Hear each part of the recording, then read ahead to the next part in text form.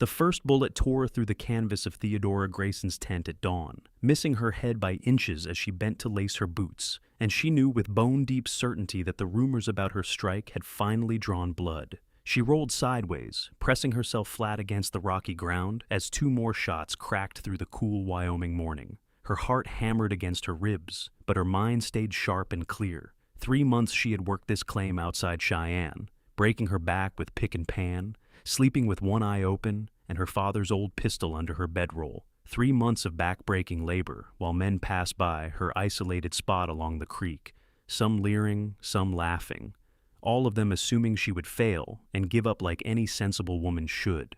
Yesterday she had pulled a nugget the size of a hen's egg from the creek bed, and like a fool, she had let her excitement show when she rode into town for supplies.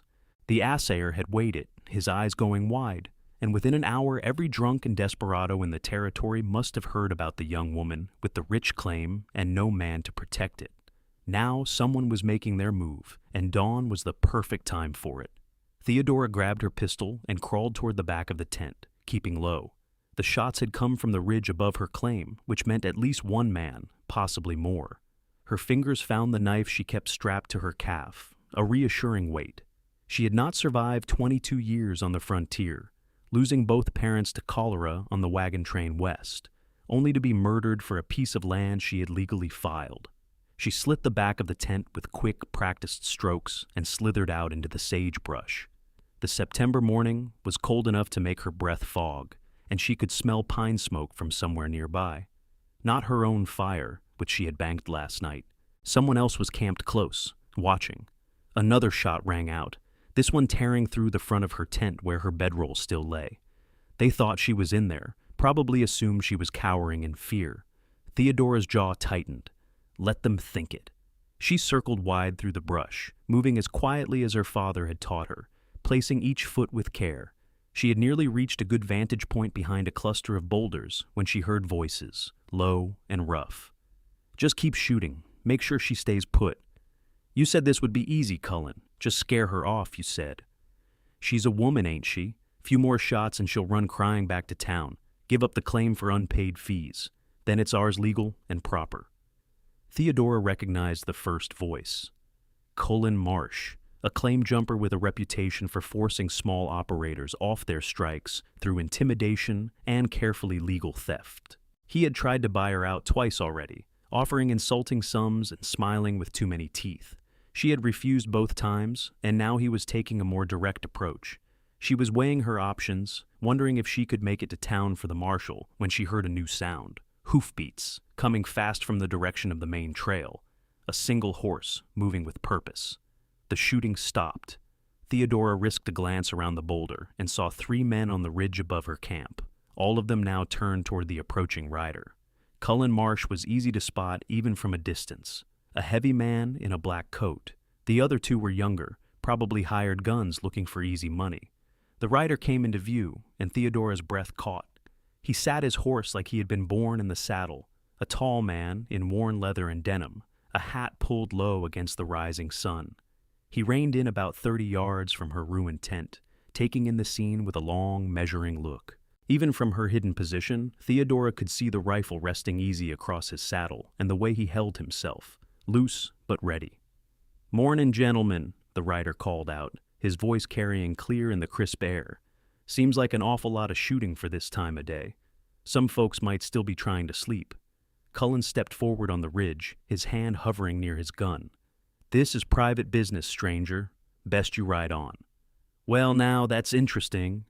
The rider pushed his hat back, and Theodora caught a glimpse of a strong jaw and eyes the color of a winter sky. "Because I was under the impression that Miss Grayson's claim is private property, legally filed and registered, which would make you folks the trespassers, not me." Her heart skipped. He knew her name. How did he know her name? Cullen's face darkened. "You got no stake in this, cowboy. This is between us and the lady." "I don't see any lady here," one of the younger guns added with a laugh. "Just an empty tent full of holes."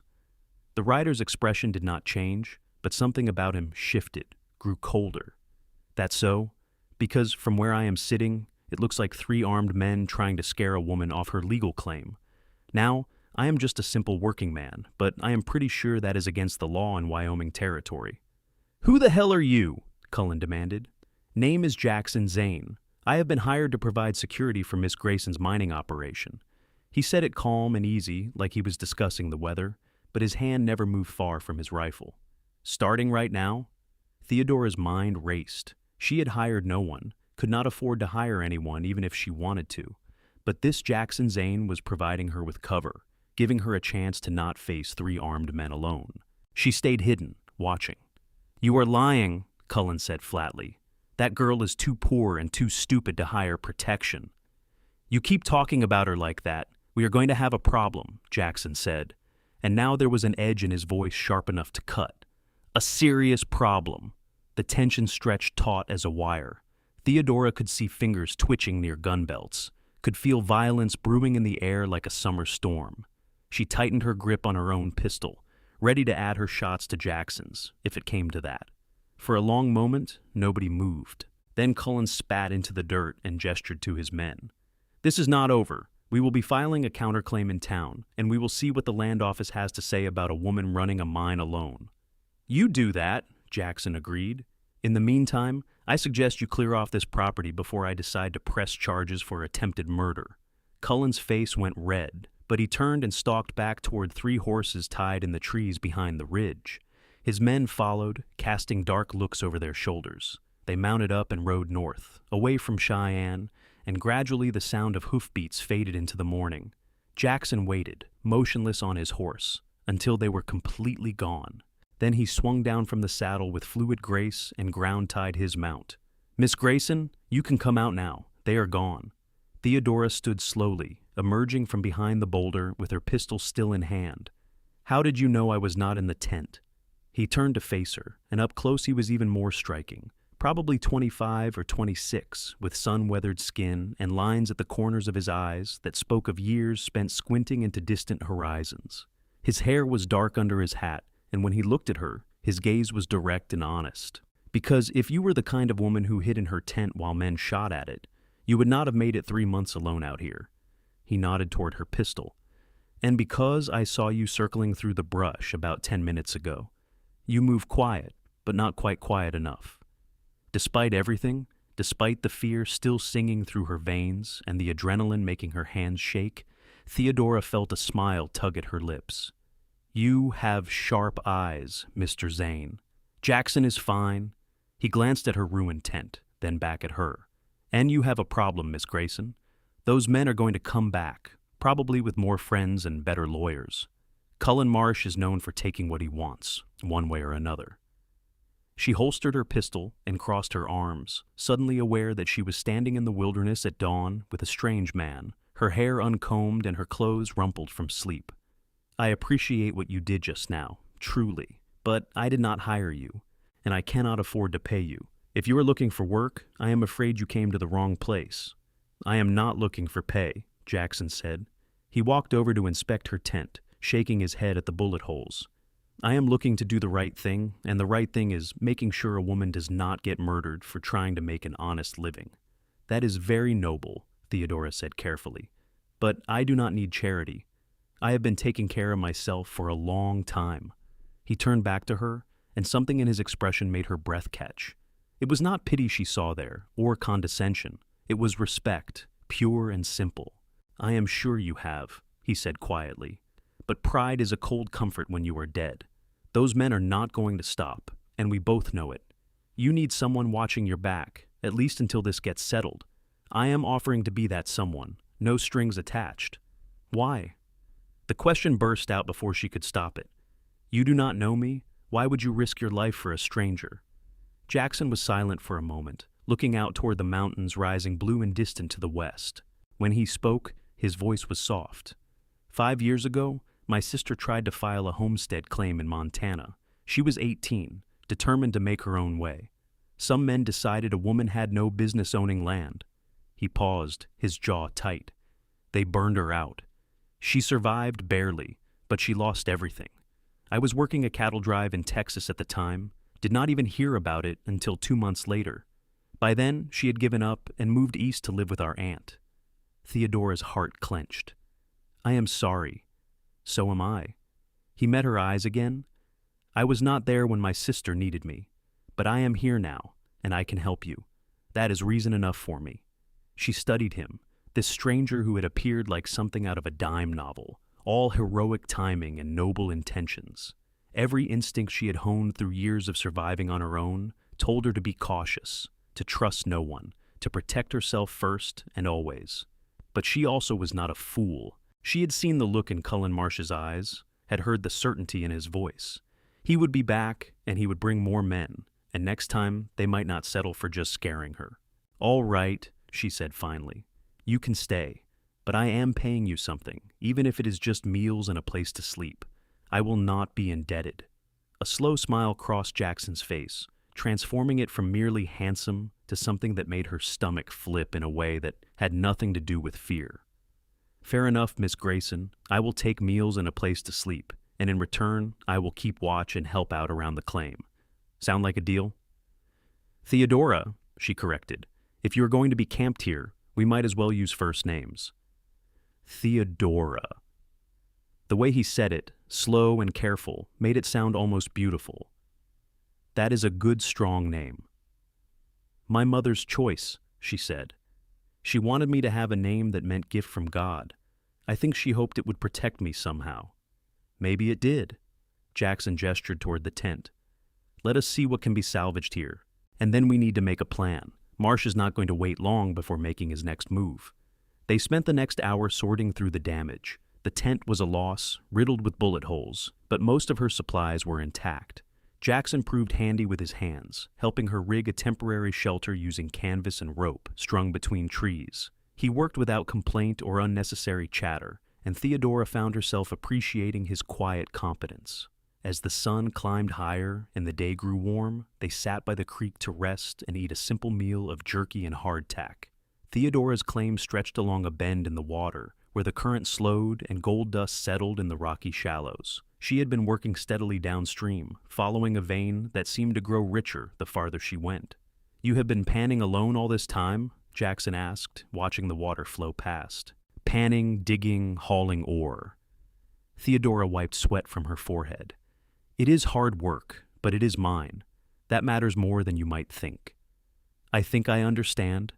He picked up a smooth stone from the bank and turned it over in his fingers. "My family had a ranch in Colorado when I was growing up. Not much, just a few hundred acres, but it was ours. My father built every fence post with his own hands, broke every horse we owned. When he died, we had to sell it to cover debts. I was 14. I have been working other people's land ever since, dreaming about having my own place again someday." "Is that why you are drifting?" Theodora asked. "Trying to save enough to buy land?"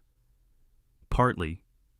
Jackson tossed the stone into the creek, watching ripples spread across the surface.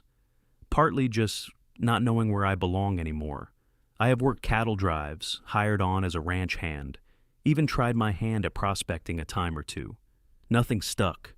After what happened to my sister, I guess I lost my taste for settling down. Seems safer to keep moving." Theodora understood that feeling all too well. After her parents died and she had no family left, she had drifted from town to town, taking whatever work she could find. Cooking, cleaning, mending, teaching the occasional child to read. Always moving, never belonging. Until she had heard about the gold strikes near Cheyenne and decided to try her luck. For the first time in years, she had found something that felt like purpose. "This claim," she said slowly, "it is the first thing I have owned since my parents passed. The first place that is truly mine. That is why I will not let Marsh take it, no matter what he tries." Jackson looked at her with those winter sky eyes, and she saw understanding there. "Then we will make sure he does not. Together." The word hung in the air between them, strange and intimate. Together. Theodora had been alone for so long that she had forgotten what it felt like to share a burden with someone else. It was frightening and comforting in equal measure. They spent the afternoon reinforcing the camp. Jackson rode into Cheyenne and returned with supplies, including a sturdy tent that he pitched a respectful distance from hers. He also brought news that made Theodora's blood run cold. "Cullen Marsh filed a counterclaim this morning," Jackson reported as they prepared dinner over the fire. He is saying you did not properly mark your boundaries, and that part of your claim overlaps with an older, abandoned claim that he has since purchased the rights to. He is demanding a survey and a hearing with the land office. That is ridiculous, Theodora said hotly. I marked my boundaries exactly according to regulation. I have the paperwork to prove it. I believe you? Jackson stirred the beans he was cooking in a battered pot. But Marsh has money and connections, and you are a woman working alone. The land office might be inclined to take his side just to avoid trouble. So what do I do? You hire a surveyor yourself, get an independent assessment of the boundaries, and you hire a lawyer to represent you at the hearing. He glanced at her, both of which cost money, I am guessing. Theodora's stomach sank. She had money from the nugget she had sold, but not enough for both a surveyor and a lawyer, especially not good ones. I can get the surveyor, she said. The lawyer will have to wait. There is another option. Jackson pulled the pot off the fire and began dishing beans onto tin plates. You could take on a partner, someone with capital to invest in exchange for a percentage of the claim. That would give you the resources to fight Marsh properly. And it would also mean giving up half of everything I have worked for. Theodora shook her head. No, there has to be another way. Jackson handed her a plate, their fingers brushing briefly. The contact sent a strange tingle up her arm. Well, while you are thinking on it, eat something. You are going to need your strength. They ate in companionable silence as the sun set behind the mountains, painting the sky in shades of gold and crimson. Theodora found herself sneaking glances at Jackson when she thought he was not looking, taking in the strong lines of his profile and the way the firelight played across his features. He was handsome, she could admit that much to herself, but more than that, he was steady, solid. In just one day, he had become a reassuring presence in her uncertain world. Tell me about your sister, she said after a while. Is she happy now, living with your aunt? Jackson stared into the fire. I think so. She writes sometimes, says she is learning to be a seamstress. But I can hear the sadness between the lines. She gave up on her dream, and that is a hard thing to live with. Maybe someday she will try again, Theodora offered, when she is stronger, when the time is right. Maybe. He did not sound convinced. Or maybe she will just settle for safety, like most people do. Find a decent man, have some children, forget she ever wanted more. Would that be so terrible? Theodora asked quietly. Having a family? A safe place to belong? Jackson looked at her then, really looked at her, and she felt the weight of his attention like a physical thing. No, he said softly, that would not be terrible at all. But it should be her choice, not something forced on her by fear. Everyone deserves the chance to choose their own path. Theodora's throat felt tight. Yes, she whispered. They do. The moment stretched between them, fragile and full of unspoken things. Then Jackson stood and began collecting their plates, breaking the spell. I will take first watch tonight. You get some sleep. We have a long day tomorrow. What is happening tomorrow? Tomorrow we start digging in and making this place defensible, Jackson said grimly, because Marsh is not going to wait for the hearing. He is going to try something else, something worse, and when he does, we need to be ready. Theodora wanted to argue, wanted to insist that she could handle whatever came next on her own. But the memory of bullets tearing through her tent was too fresh, and the fear too real. So instead, she nodded and retreated to her new tent, trying not to think about the fact that Jackson Zane was sitting just outside, watching over her while she slept. She had been independent for so long, had prided herself on needing no one. But as she drifted off to the sound of the creek and the crackling fire, she found herself grateful beyond words that she was not alone anymore. The next 3 days passed in a blur of hard work. Jackson helped Theodora continue her mining during the daylight hours, proving surprisingly knowledgeable about where to dig and how to spot promising veins. In the evenings, they fortified the camp, building barriers from rocks and logs that would provide cover if shooting started again. Jackson also taught her how to shoot more accurately, patiently correcting her stance and aim until she could consistently hit targets at 50 yards. You have good hands, he told her as she reloaded after a practice session. Steady. That is more important than strength when it comes to shooting. My father taught me the basics, Theodora said, squinting at the distant target they had set up. But he died before I got really good at it. He taught you well enough to keep you alive, Jackson said. That is what matters. They fell into an easy rhythm, working side by side during the day and sitting by the fire at night, talking about everything and nothing. Theodora learned that Jackson had been born in Colorado, that he loved horses more than most people, that he had a weakness for good coffee and terrible jokes. She told him about her childhood on the wagon train, about watching the frontier unfold mile by dusty mile, about her mother's laugh and her father's strong hands. On the fourth day, the surveyor arrived. He was an older man named Milton Chase, with spectacles and a meticulous attention to detail that Theodora found reassuring. He spent 2 full days walking every inch of her claim, consulting his instruments and making careful notations in a leather-bound book. "Your boundaries are exactly where you claim them to be," he announced on the second evening, showing them his maps. "Down to the foot. Whoever told you this overlaps with another claim is either mistaken or lying." "Lying," Jackson said flatly. "Marsh knows exactly where her boundaries are. He is just hoping the land office will take his word over hers."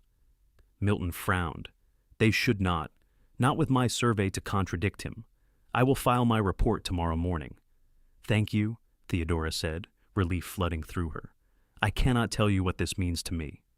"Just doing my job, Miss Grayson." Milton packed up his equipment. "Though I will say, you have got yourself a rich claim here. If that vein keeps running the way I think it does, you could be pulling significant gold out of this creek for years to come." After he left, Theodora and Jackson sat by the fire, both of them quiet.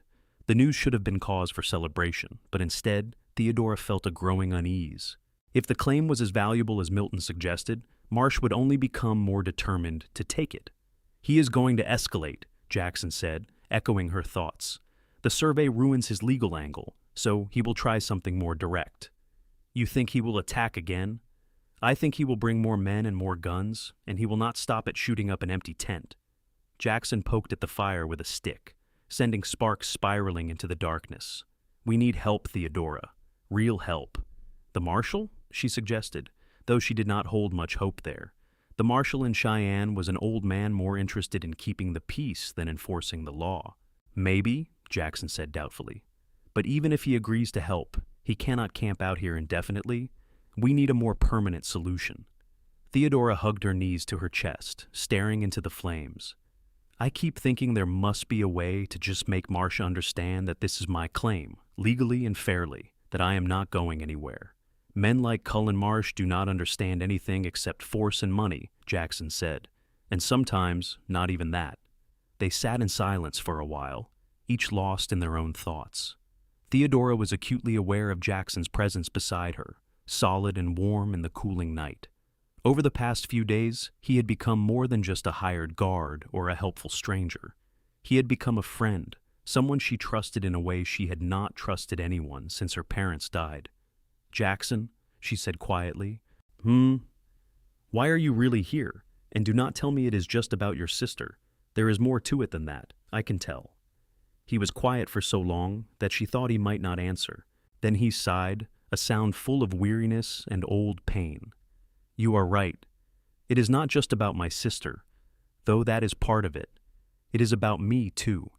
About the fact that I have spent the last 5 years drifting, never putting down roots, never fighting for anything, because I was afraid of caring too much and losing it all again." He turned to look at her, his eyes reflecting the firelight.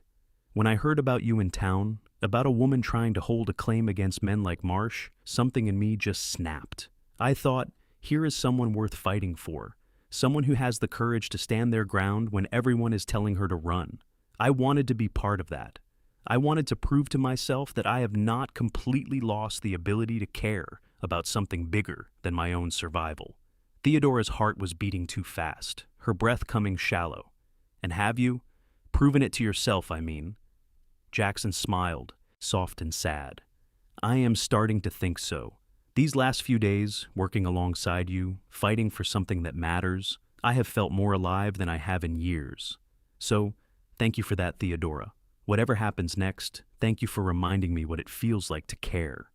Before she could overthink it, before fear could stop her, Theodora reached out and took his hand. His fingers were calloused and warm, and they closed around hers with gentle strength. "You are a good man, Jackson Zane. I am glad you found your way here." "So am I," he murmured. They sat like that for a long time, hands clasped, watching the fire burn down to embers. Neither of them spoke, but words felt unnecessary. Something had shifted between them. Some invisible line had been crossed, and Theodora knew with absolute certainty that her life would never be the same again. The attack came 2 nights later, just after midnight. Theodora jerked awake to the sound of hoofbeats and shouting, her hand automatically reaching for the pistol under her pillow. She rolled out of her bedroll and pressed herself against the side of the tent, heart hammering, trying to assess the situation through the canvas walls. "Theodora!" Jackson's voice, urgent and low, came from just outside. "Stay down. There are at least 6 of them." She heard the crack of rifle fire, then Jackson returning shots from behind the barrier they had built. Theodora grabbed her pistol and knife, taking a deep breath to steady her nerves. 6 men. Those were terrible odds, even with Jackson's skill. She crawled to the tent entrance and peered out. In the moonlight, she could see riders circling the camp, firing toward Jackson's position. He had taken cover behind a pile of logs and rocks, and he was making every shot count, but he could not hold them off forever alone. Theodora made a decision. She slit the back of her tent again, just like before, and slithered out into the darkness. Using the shadows and her knowledge of the terrain, she circled around to the left, trying to flank the attackers. She recognized Cullen Marsh's voice calling orders, directing his men to keep Jackson pinned down, while 2 of them approached the tent from opposite sides. They thought she was still inside, helpless and terrified. She waited until one of the men passed within 10 feet of her hiding spot, then stepped out with her pistol raised. "Drop your gun, or I will drop you." The man spun, surprised, and for a moment she thought he would comply. Then his face twisted, and he brought his rifle up. Theodora fired without hesitation, aiming for his shoulder. The man screamed and went down, his weapon falling into the dirt. The gunshot drew attention, and suddenly 2 more riders were bearing down on her position. Theodora ran, diving behind a boulder as bullets kicked up dirt where she had been standing. Her hands were shaking, but her mind was clear. She reloaded quickly, counting shots, conserving ammunition. Jackson's rifle cracked twice more, and she heard a man cry out. The riders were wheeling in confusion now, their easy ambush turned into a real fight. Cullen's voice rose above the chaos, calling retreat. "This is not over, Zane. You hear me? This is not over." The riders thundered away into the darkness, leaving one man groaning on the ground where Theodora had shot him. The sudden silence was deafening. "Theodora?" Jackson's voice was strained. "Are you hurt?" "I am fine," she called back, emerging from cover. "Are you?" "Took a graze to the ribs, nothing serious." He appeared from behind the barricade, moving a bit stiffly. In the moonlight, she could see blood darkening his shirt. "That was some good shooting. Where did you learn to flank like that?" "You are bleeding," Theodora said, ignoring the question. She hurried to his side, supporting him as he limped back toward the fire. "Sit down, let me look at it." "It is just a scratch," Jackson protested, but he sat down anyway, his face pale. Theodora fetched her medical supplies and carefully unbuttoned his shirt. The wound was a shallow furrow along his left side, painful but not life-threatening. She cleaned it with whiskey, trying to ignore the way Jackson's breath hissed through his teeth, and then bandaged it with clean cloth. "You should not have exposed yourself like that," Jackson said as she worked. "Those men could have killed you." "They would have killed you if I had not," Theodora countered. 6 against 1 is no kind of odds. Still, his hand came up to cover hers where it rested against his ribs. "You scared the hell out of me." She looked up and found him watching her with an intensity that made her breath catch. His face was inches from hers, close enough that she could see the flecks of gray in his blue eyes, close enough to feel the warmth of his breath. "Jackson," she whispered, not sure what she was asking for. He lifted his free hand and gently tucked a strand of hair behind her ear, his fingers lingering against her cheek. "I thought I had moved beyond being afraid," he said quietly. "Thought I had trained myself not to care too much. But tonight, when I heard that gunshot and thought you might be hurt, I realized I was wrong. I care, Theodora. God help me. I care more than I should." Her heart was racing for reasons that had nothing to do with the fight. "What are you saying?" "I am saying that somewhere in the last week, guarding your claim and working by your side and talking to you by the fire, I stopped thinking of this as just the right thing to do. It became personal. You became personal." His thumb stroked along her jawline, a feather-light touch that sent shivers down her spine.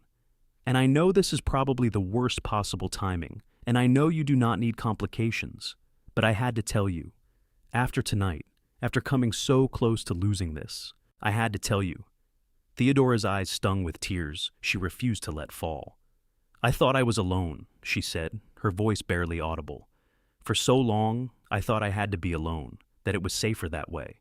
But then you showed up, and you stayed, and you made me feel like maybe being alone is not the only way to be strong." "It is not," Jackson said firmly. "Some things are stronger together." She closed the distance between them, pressing her forehead to his, letting herself take comfort in his nearness. They stayed like that for a long moment, breathing together, neither of them quite ready to name what was happening between them, but both of them feeling it all the same. Finally, Theodora pulled back, finishing the bandage with brisk, efficient movements. "You need rest, and we need to check on that man I shot." The man turned out to be a drifter from Montana, hired by Marsh for $20 to help raid the claim. He was scared and bleeding, and more than willing to talk. Jackson tied him up and promised to take him to the marshal in the morning. The man's testimony would be valuable evidence against Marsh. As dawn broke over the mountains, Theodore and Jackson sat together, watching the sunrise, exhausted but alive. She leaned against his shoulder, letting herself take strength from his solid presence. "What happens now?" she asked. "Now we take our wounded friend to the marshal and file charges against Marsh for attempted murder," Jackson said. "Then we lawyer up and fight him with the law instead of guns. And if that does not work," Jackson was quiet for a moment, "then we figure out another way, but we do it together, Theodora. No more fighting alone." She tilted her head up to look at him, this man who had appeared in her life like an answer to a prayer she had not known how to speak. "Together," she agreed, and when he bent his head to kiss her, soft and careful and full of promise, she kissed him back with all the hope and fear and desperate courage that had carried her through the last terrible, wonderful week. The sun rose higher, painting the sky in shades of gold, and for the first time in a long time, Theodora Grayson looked at the future and saw not just survival, but possibility. The ride into Cheyenne took 3 hours, with their wounded prisoner slung across his horse and moaning the whole way. Jackson kept his rifle ready, scanning the horizon for any sign of Marsh or his men, but the trail remained clear. Theodora rode beside him, her own pistol within easy reach, her jaw set with determination. Marshal Tom Hendricks was a weathered man in his 60s, with a drooping mustache and eyes that had seen too much to be easily impressed. He listened to their story with patient attention, occasionally grunting or nodding, while the doctor tended to the wounded man in the back room of the jail. "That is quite a tale," Hendricks said when they finished. "And you have got the wounded man's testimony to back it up." "He will talk," Jackson said. "He is more scared of hanging than he is of Marsh." Hendricks leaned back in his chair, making it creak. "Problem is, going after Cullen Marsh is not like going after some two-bit rustler. He has got money, connections, half the town council in his pocket. Even with testimony, it is going to be your word against his, and his word carries a lot of weight around here." "So you are saying you will not do anything?" Theodora demanded, her temper flaring. "I am saying it is going to be complicated." Hendricks held up a placating hand. "But I will do what I can. I will bring Marsh in for questioning, get his side of the story. Meanwhile, you two should talk to Benjamin Frost over at the law office. He is honest, and he does not scare easy. Tell him I sent you." Benjamin Frost turned out to be a young attorney fresh from Denver, with wire-rimmed glasses and an eager energy that reminded Theodora of a hunting dog on a scent. He listened to their story with growing excitement, scribbling notes in a leather portfolio. "This is exactly the kind of case that needs fighting," he declared when they finished. "Marsh has been getting away with this kind of intimidation for years, and it is about time someone stood up to him properly. I will represent you, Miss Grayson, and my fee can come out of any settlement we win from Marsh for harassment and attempted claim jumping." "You think we can win?" Theodora asked, hardly daring to hope. "With the surveyor's report, the wounded man's testimony, and your own account? Absolutely." Benjamin grinned. Marsh picked the wrong woman to bully this time. They spent the rest of the day in town, meeting with Benjamin to go over every detail of the case and giving formal statements to Marshal Hendricks. By the time they finished, the sun was setting, and Theodora was exhausted, running on nothing but nervous energy and determination. Jackson found them a room at a respectable boarding house, 2 separate rooms with a shared sitting area between them. The landlady, a stern-faced woman named Mrs. Cooper, eyed them with suspicion until Jackson explained about the claim and the trouble they were having. Her expression softened immediately. "I heard about you," she told Theodora. "The young woman trying to work a mine on her own. Took gumption, that did. You need anything, you just ask." That night, after a simple meal of stew and bread, Theodora and Jackson sat in the shared sitting room, too keyed up to sleep. A single lamp burned on the table between them, casting warm light across the worn furniture. "Do you think Marsh will actually come in for questioning?" Theodora asked. "He will have to, or it will look like an admission of guilt." Jackson stretched his legs out, wincing slightly as the movement pulled at his bandaged ribs. "But he will lawyer up too, and he will have a story ready. Men like him always do." Theodora twisted her hands in her lap, anxiety gnawing at her. What if this does not work? What if he finds a way around the law? Then we will find another way. Jackson reached across the space between their chairs and took her hand, lacing his fingers through hers. "I meant what I said, Theodora. I am not going anywhere. Whatever it takes, however long it takes, I am with you." She looked at their joined hands, at the way his thumb was tracing small circles on her skin, and felt her throat tighten with emotion. "I do not deserve you," she whispered. "That is where you are wrong." Jackson tugged gently on her hand, and she stood, crossing the small distance between them. He pulled her down onto his lap, careful of his injured side, and wrapped his arms around her waist. "You deserve everything good in this world, Theodora Grayson. You deserve safety and success and happiness and someone who sees how extraordinary you are." "Jackson!" His name came out choked, and then she was kissing him, pouring all her fear and hope and desperate affection into the press of her lips against his. He kissed her back with matching intensity, one hand coming up to cradle the back of her head, the other tightening at her waist. When they finally broke apart, both breathing hard, Theodora rested her forehead against his. "I am falling in love with you," she confessed, the words tumbling out before she could stop them. "I know it is too fast and probably foolish, but I cannot help it. You make me feel safe and strong, and like I am not alone anymore." Jackson's breath caught. "It is not foolish," he said roughly, "because I am falling in love with you too. Have been since the moment I saw you step out from behind that boulder with your pistol and your courage and your refusal to be anything less than exactly who you are." They kissed again, slower this time, savoring the moment.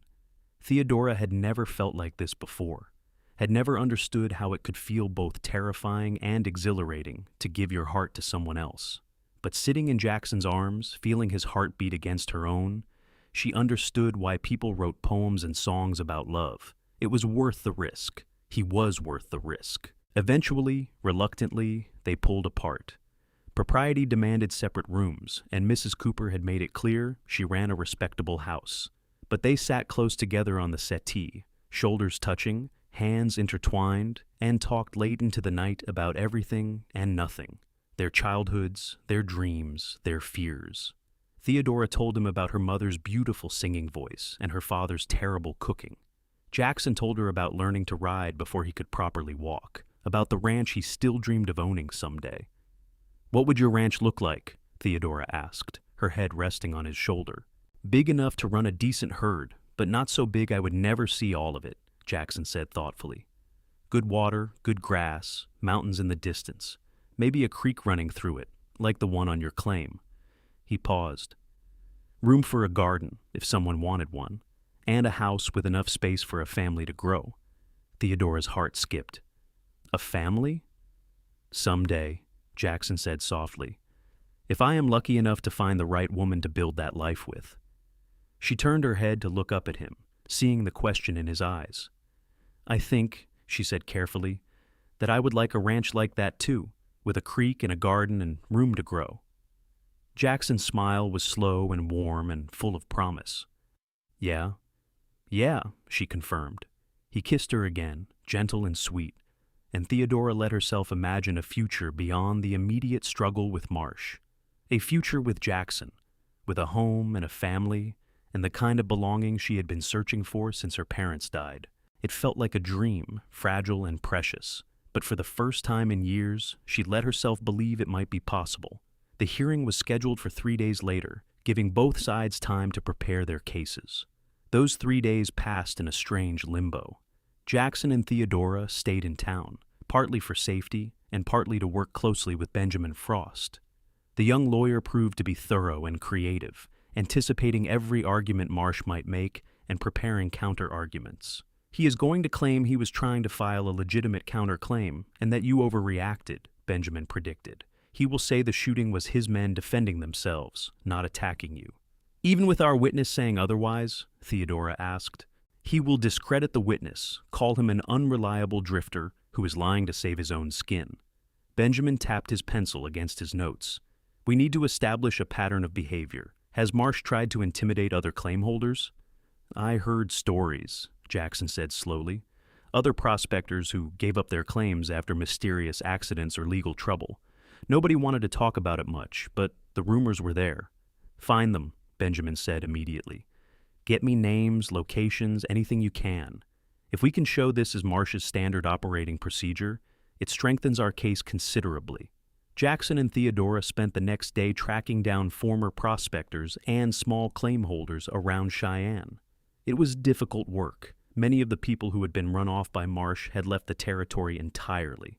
Those who remained were reluctant to speak, afraid of retribution. But slowly, painfully, they gathered testimony.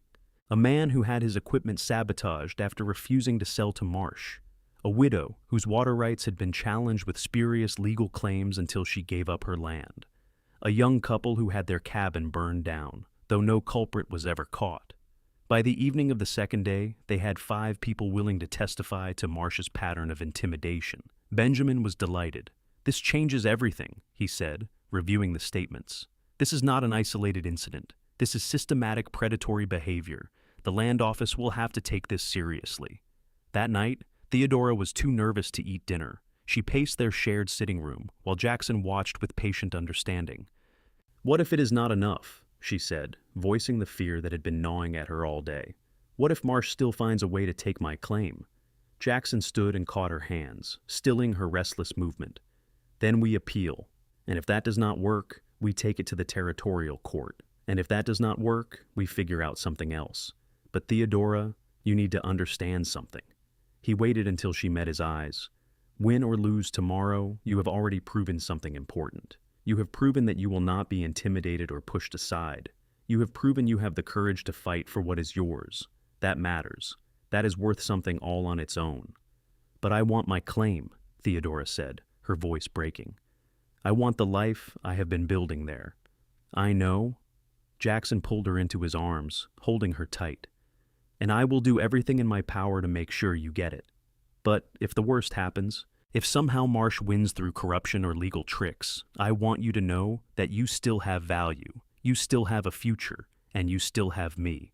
Theodora clung to him, drawing strength from his solid presence. "Promise me something," she whispered against his chest. "Anything. Promise me that no matter what happens tomorrow, we will find a way forward together, that this is not just about the claim, that we are about more than just a piece of land." Jackson pulled back just enough to cup her face in his hands. "Theodora Grayson, whether you have that claim or not, whether you are rich with gold or poor as a church mouse, I want to be with you. I want to build a life with you. The land is just land. You are what matters." She kissed him then, deep and desperate and full of all the love she was feeling. When they finally broke apart, Jackson rested his forehead against hers. "When this is over," he said quietly, "when Marsh is dealt with and your claim is secure, I am going to ask you to marry me. I am telling you now so you have time to think about your answer, but I want you to know my intentions are serious." Theodora's heart soared. "I do not need time to think about it," she said, smiling through tears. "The answer is yes." Jackson's face transformed with joy. Yeah, she said, laughing. "Yes, Jackson Zane, when this is over, I will marry you." He spun her around, careful of his healing ribs, and kissed her until they were both dizzy and laughing. For a moment, all the fear and uncertainty fell away, and there was only happiness, pure and bright and perfect. Mrs. Cooper found them like that, wrapped in each other's arms in the sitting room, and cleared her throat meaningfully.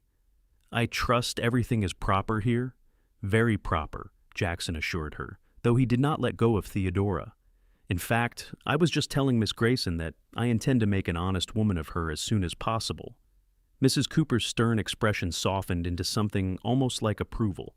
"Well then, in that case, I suppose a little celebration is in order. I will bring up some tea and cake." The hearing took place in the land office, a stuffy room that smelled of paper and tobacco smoke. Theodora wore her best dress, a simple blue calico that had belonged to her mother. Jackson sat beside her in clean clothes and polished boots, his hand resting supportively on the small of her back. Cullen Marsh arrived with 2 lawyers and an air of confident superiority. He barely glanced at Theodora, as if she were beneath his notice. That casual dismissal stung more than active contempt would have. The hearing officer was a middle-aged man named Samuel Wright, a federal appointee with a reputation for fairness. He reviewed the documents both sides had submitted, his expression neutral. "This is a disputed claim hearing," he began. "Mr. Marsh is alleging that Miss Grayson's claim boundaries overlap with a prior claim that he has since purchased. Miss Grayson disputes this. Let us begin with the surveyor's report." Benjamin stood and presented Milton Chase's detailed survey, explaining how it confirmed Theodora's boundaries exactly as she had filed them.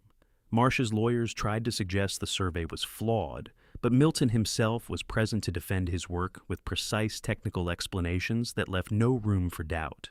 "The boundaries are correct as filed," Samuel Wright concluded. "That disposes of the overlap question. Now, to the matter of the alleged harassment and intimidation." This was where the hearing became contentious. Benjamin presented the testimony of their wounded witness, the man who had been shot during the raid. Marsh's lawyers painted him as an unreliable opportunist. Then Benjamin brought out the other witnesses, the former claim holders who had been driven off by Marsh's tactics.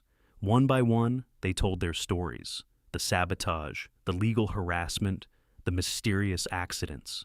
A picture emerged of systematic intimidation, and Theodora could see Samuel Wright's expression growing darker with each testimony. When it was Marsh's turn to defend himself, he was smooth and confident. He denied everything, claimed the witnesses were disgruntled liars, suggested that Theodora and Jackson had manufactured the entire thing to steal his legitimate claim.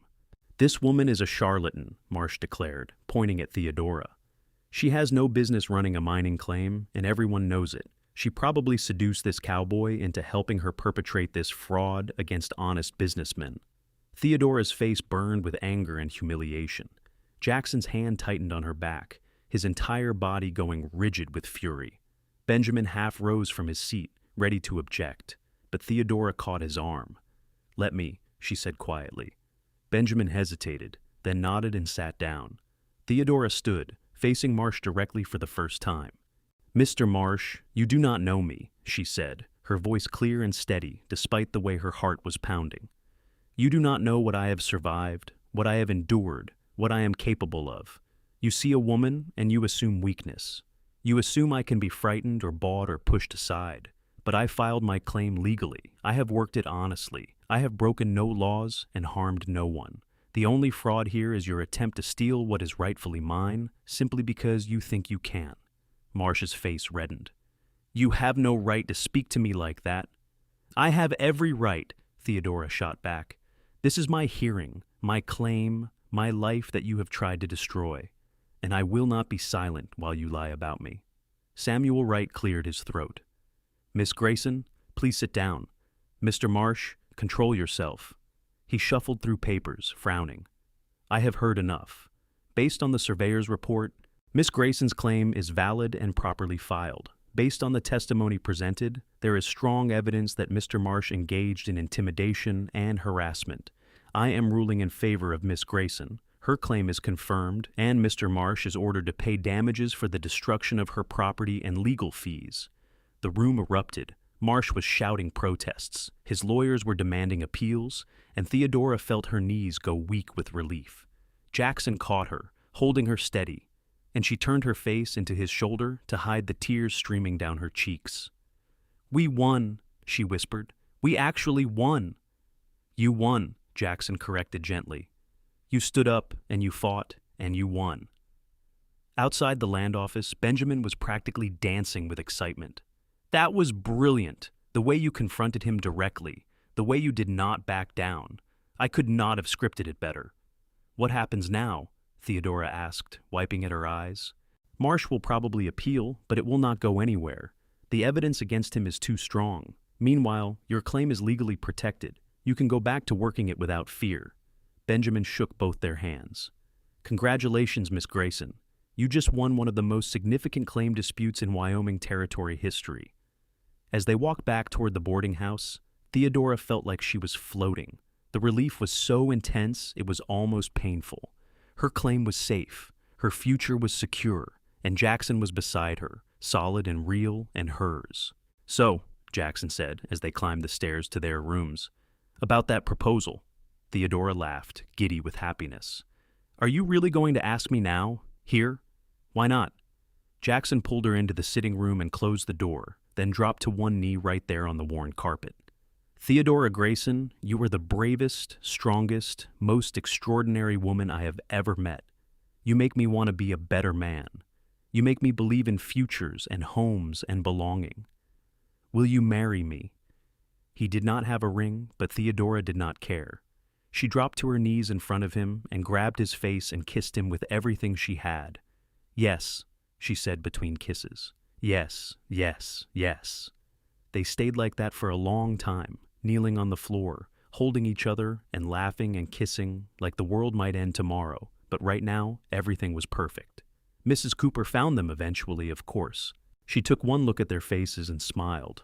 I will prepare a nice dinner, she announced, to celebrate the engagement. The wedding took place 3 weeks later, in a small church in Cheyenne. Benjamin Frost stood as Jackson's best man, and Mrs. Cooper insisted on helping Theodora with her dress. A beautiful cream-colored gown they found in a shop on Main Street. Marshall Hendricks attended, along with Milton Chase and several of the former claim holders who had testified against Marsh. It was a simple ceremony, but to Theodora, it was perfect. When Jackson slipped a plain gold band onto her finger and promised to love and honor her for the rest of his life, she felt something inside her chest that had been broken for years finally heal. They spent their wedding night at the boarding house in a room Mrs. Cooper had decorated with wildflowers and clean linens. Jackson was gentle and patient, treating Theodora like something precious, and when they finally came together, it felt like the most natural thing in the world. Two people who had been alone finding wholeness in each other.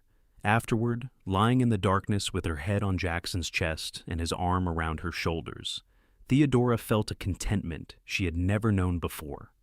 I love you, she whispered. I love you too, Jackson replied, pressing a kiss to the top of her head. My wife. The word sent a thrill through her. Wife. She was someone's wife, someone's partner, someone's chosen person. After years of being alone, she belonged somewhere again. They returned to the claim the next morning, ready to begin their life together properly. The first thing they did was rebuild Theodora's tent into a proper cabin. Jackson proved handy with an axe and hammer, and together they constructed a snug one-room structure with a stone fireplace and real glass windows. It was not much, but it was theirs. The gold continued to flow from the claim, and Theodora proved to have excellent instincts for where to dig. Within 2 months, they had pulled enough gold from the creek to pay off all their debts and start saving toward a larger dream. What do you think? Jackson asked one evening as they sat by the creek, watching the sun set. Another year working this claim, then we sell it and buy that ranch I have been dreaming about? Theodora leaned against him, considering. Could we find a ranch with its own creek? I have grown fond of the sound of water. I will find you a ranch with the prettiest creek in all of Wyoming, Jackson promised, with good grass and mountain views and room for as many children as you want to have. At least 3, Theodora decided. I always wished I had siblings growing up. Jackson grinned. 3 sounds perfect. 2 boys and a girl, or 3 girls, or 3 boys, or whatever God decides to give us, Theodora said, laughing. We will love them either way. As winter set in, they continued to work the claim during the day and huddle close in their cabin at night. Jackson taught Theodora how to play poker, and she taught him how to make her mother's bread recipe. They read to each other from the few books they owned and made plans for their future ranch. sketching layouts on scraps of paper. In January, Theodora realized she was pregnant. She told Jackson one snowy evening as they sat by the fire, and his whoop of joy probably echoed all the way to Cheyenne. He picked her up and spun her around, laughing and crying at the same time. "A baby," he kept saying, wonder in his voice. "We are going to have a baby." "In the summer," Theodora confirmed, her hand resting on her still flat stomach. "Late July, I think." Jackson dropped to his knees and pressed his ear to her belly, as if he could hear the tiny life inside. "Hello in there," he said softly. "I am your father, and I love you already more than I knew was possible." Theodora ran her fingers through his hair, her heart so full she thought it might burst. "This," she thought, "this is what I have been searching for. Not gold or land or independence, though those things were good. But this, family, love, home." They decided to sell the claim this spring, before Theodora got too far along in her pregnancy. Benjamin Frost helped them negotiate with a large mining company out of Denver, and they got a price that made Theodora's head spin. More money than she had ever imagined having. With that money, they bought a ranch in the foothills west of Cheyenne, 200 acres of prime grazing land with a creek running right through the middle, just like Jackson had promised. The house was small but sturdy, with 2 bedrooms and a real kitchen. They spent the spring fixing it up, painting and repairing, and making it theirs. Theodora planted a garden behind the house, vegetables and herbs and flowers her mother would have loved. Jackson bought a small herd of cattle and 2 good horses. They hired a young man from town to help with the heavy work, a quiet kid named Sam, who reminded Theodora a little of what Jackson must have been like at 18. Their son was born in late July during a thunderstorm that shook the windows. The labor was long and difficult, but when Theodora finally held her baby in her arms, all the pain faded away. He had Jackson's dark hair and her brown eyes, and he wailed with impressive volume. "James," Jackson said, touching his son's tiny hand with one finger, "after my father, if that is all right with you." "James Zane," Theodora said, smiling through exhausted tears. "It is perfect." Jackson Zane proved to be a devoted father. He walked the floor with James at night, changed diapers without complaint, and talked to his son constantly about everything and nothing. Watching them together, Theodora fell in love with her husband all over again. Life settled into a rhythm. The ranch prospered, their herd grew, and little James thrived. 2 years later, a daughter joined the family, fierce and strong from the moment she was born. They named her Elizabeth, after Theodora's mother. Then came another boy, Robert, and finally another girl, Catherine. 4 children in 6 years, and the house that had seemed spacious was suddenly full of noise and laughter, and the kind of chaotic love that Theodora had dreamed of as a lonely orphan. Sometimes, when the children were all finally asleep and the house was quiet, Theodora and Jackson would sit on the porch together, watching the stars and listening to the creek. "Do you ever miss it?" Jackson asked one such evening. "The claim, the prospecting, the independence of it all?" Theodora considered the question seriously. "Sometimes I miss the simplicity of it," she admitted. "Just me and the creek and the gold. But I would not trade what we have now for anything. This is what I was really searching for all along, even if I did not know it at the time. A noisy house full of children who never sleep," Jackson teased. "A home," Theodora corrected. "A family, you." She took his hand, lacing their fingers together the way they had that first night in the boarding house. "I was alone for so long, Jackson, and then you appeared, and suddenly I was not alone anymore. That is worth more than all the gold in Wyoming." Jackson lifted her hand to his lips and kissed it gently. "I am the lucky one. I was drifting, lost, not sure where I belonged. And then I heard about a woman who would not be pushed aside, who had the courage to stand up for what was hers. You gave me a purpose. You gave me a home. You gave me everything I had been looking for, without even knowing I was searching." They sat in comfortable silence for a while, shoulders touching, watching the stars wheel slowly overhead. In the distance, a coyote called, and the creek sang its endless song. "Do you think the children will understand someday?" Theodora asked quietly. "How lucky we are. How easily this all could have gone differently." "Maybe not when they are young," Jackson said.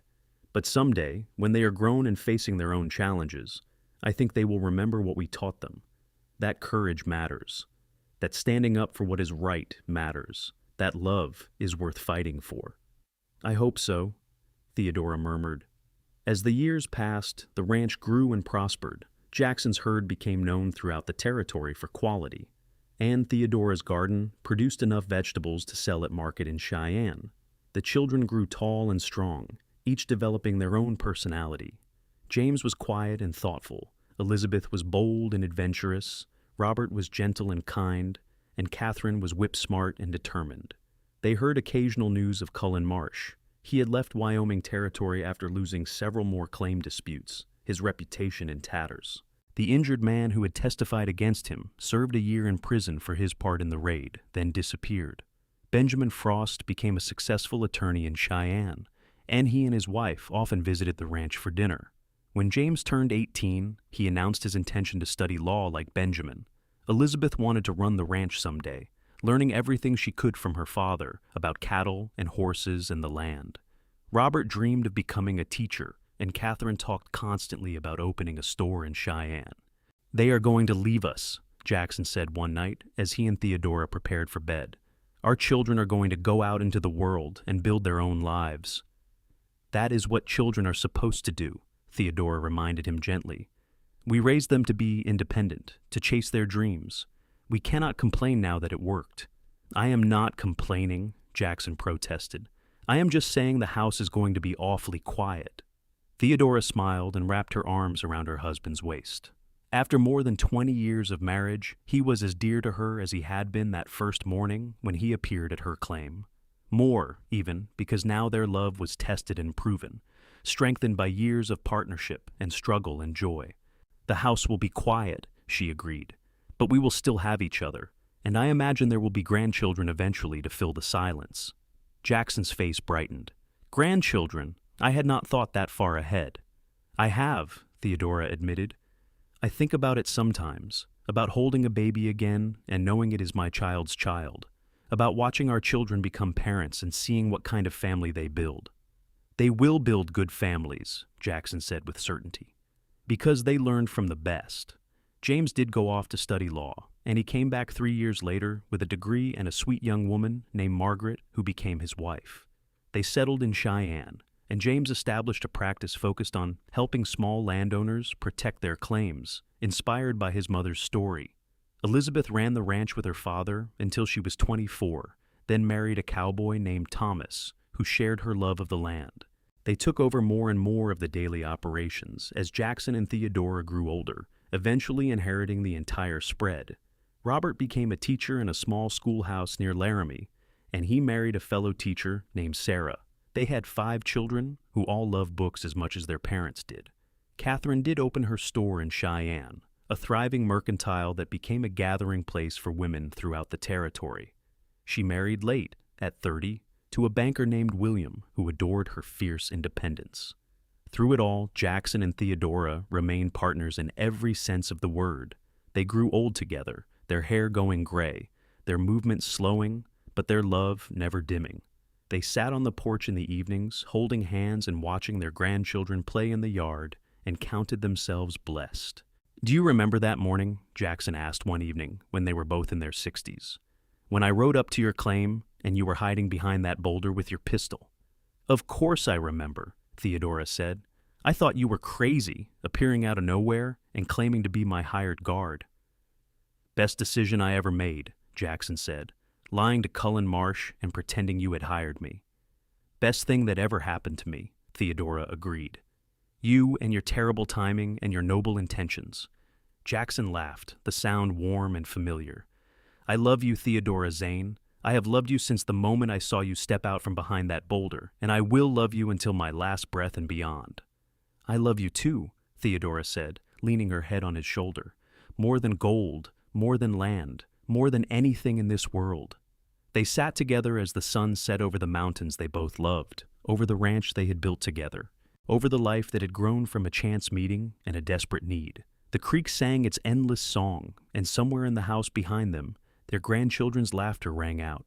Jackson and Theodora Zane lived for many more years in happiness and contentment.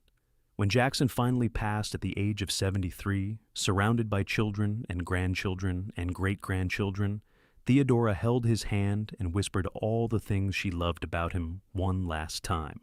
2 years later, she followed him, dying peacefully in her sleep in the house they had shared for nearly 50 years. They were buried side by side on a hill overlooking the ranch, with a view of the creek and the mountains. Their children placed a simple marker there, with both their names and the dates of their lives, and below it a single line, "Together, always." And in the years that followed, their descendants would visit that hill and tell the story of how it all began. About a woman who struck gold and refused to be driven from her claim. About a cowboy who appeared at dawn and stood guard until the danger passed. About two people who found in each other not just safety or partnership, but true and lasting love. The kind of love that builds families and ranches and legacies that endure for generations. The kind of love that starts with courage and grows through partnership and deepens through the years until it becomes as much a part of the land as the creek and the mountains themselves. The kind of love that, once found, is never truly lost.